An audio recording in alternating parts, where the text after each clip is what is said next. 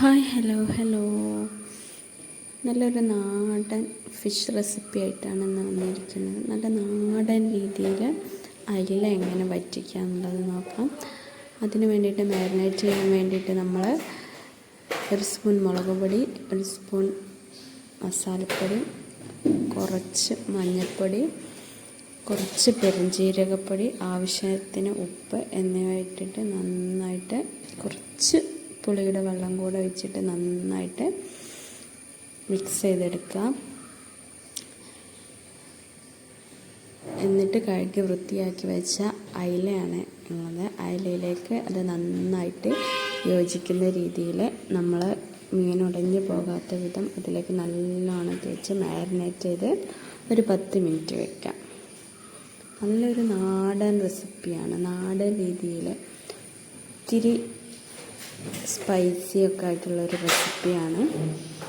ഇത് മാരിനേറ്റ് ചെയ്യാൻ വേണ്ടി വെക്കുന്ന സമയം നമുക്ക് നെക്സ്റ്റ് ആയിട്ട് അതിലേക്ക് വേണ്ടത് 2 പച്ചമുളക് ചെറുതാക്കി അരിഞ്ഞത്, 1 തക്കാളി എന്നിവ അരിഞ്ഞിട്ട് നന്നായിട്ട് അതിലേക്ക് കുറച്ച് ഉപ്പും മുളക് പൊടിയും മഞ്ഞൾപ്പൊടിയും കൂടി ചേർത്തിട്ട് അത് നന്നായിട്ട് കൈകൊണ്ട് നന്നായിട്ട് മിക്സ് ചെയ്തെടുക്കുക. നല്ല തക്കാളിയിൽ ജ്യൂസി ആക്കിയിട്ട് അതിൽ ആ ജ്യൂസ് ഇങ്ങോട്ട് ഇറങ്ങി വരുന്ന രീതിയിൽ നന്നായിട്ട് കുഴമ്പ് രൂപത്തിലാക്കിയെടുക്കാം.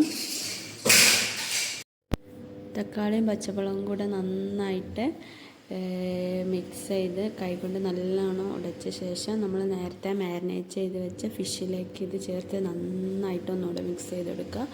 എന്നിട്ടൊരു വായിലെടുത്ത് നമ്മൾ ഒരു ചീനച്ചട്ടിയിൽ വെച്ചിട്ട് മീൻ മാരിനേറ്റ് ചെയ്ത് നമ്മൾ അതിലേക്ക് അടുക്കി വെച്ച് കൊടുക്കുക.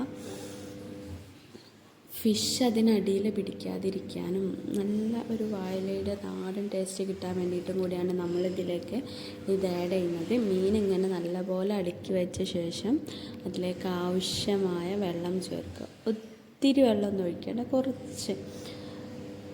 ഗ്രേവിയൊക്കെ വേണമെന്നുള്ളവർക്ക് വെള്ളം വേണമെങ്കിൽ കൂട്ടി ഒഴിക്കുക, അല്ലാത്തവർക്ക് കുറച്ച് വെള്ളം മാത്രം ഒഴിച്ചിട്ട് കുറച്ച് വെളിച്ചെണ്ണ കൂടി അതിലേക്ക് ഇട്ടിച്ച് നന്നായിട്ട് അടച്ച് വെച്ചിട്ട് വേവിച്ച് വെള്ളം വറ്റിയ ശേഷം കുറച്ച് വെളിച്ചെണ്ണ കൂടി ഒഴിച്ചിട്ട് ഇറക്കി വയ്ക്കാം. നല്ലപോലെ എല്ലായിടത്തും ഒരു ഗ്രേവി എത്തിയിട്ടുണ്ട്. അതാണ് അതിൻ്റെ ടേസ്റ്റ്. നന്നായിട്ട് തിളച്ച് വറ്റാറായ ശേഷം കൂടി ഒരിത്തിരി വെളിച്ചെണ്ണ കൂടി ഒഴിച്ച് കൊടുത്തിട്ട് നമുക്ക് അത് ഇറക്കി വയ്ക്കാം. എല്ലാവർക്കും ഈ റെസിപ്പി ഇഷ്ടമാവുമെന്ന് വിചാരിക്കുന്നു. എല്ലാവരും ട്രൈ ചെയ്ത് കൊടുക്കുക. Thank you for watching my video. Please subscribe.